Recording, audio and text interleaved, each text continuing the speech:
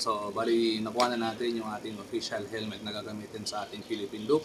And at the same time, nagpadala din si Hansi ng ating shin mount. So, unbox na natin itong box and then lagay natin itong shin mount dun sa ating bagong helmet.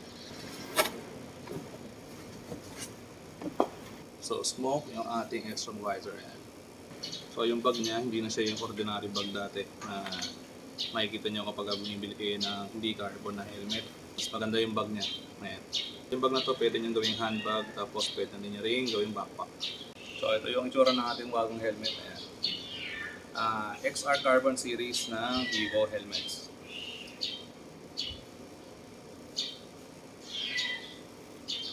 So unang hawak pa lang, nararamdaman mo talaga sobrang gaan niya.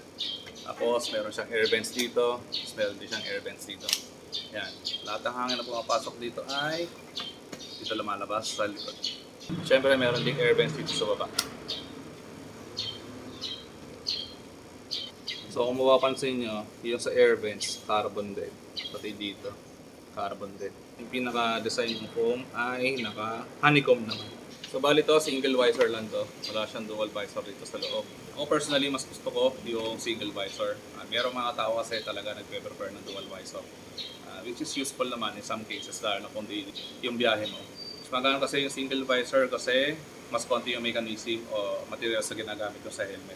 Unlike dun sa mga dual visor. Yung strap niya, hindi siya yung quick release.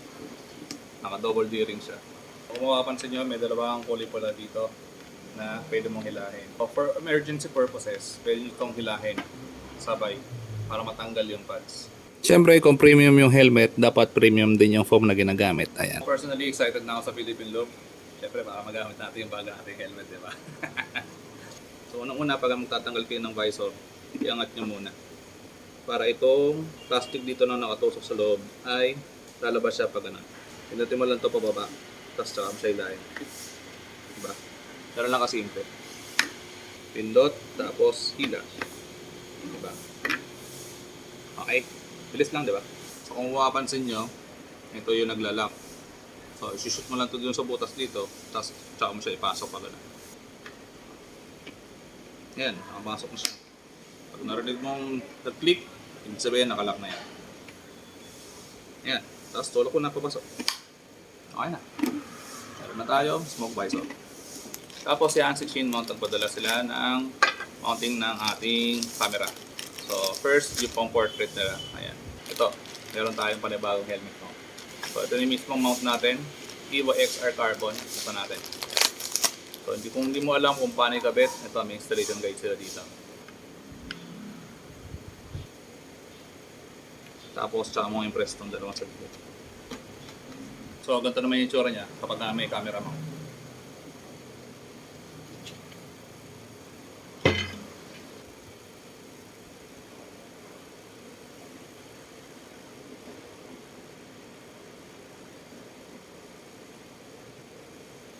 So itong foam na to, dito mo lalagay yung speaker ng yung intercom para hindi naiipit yung tenga mo.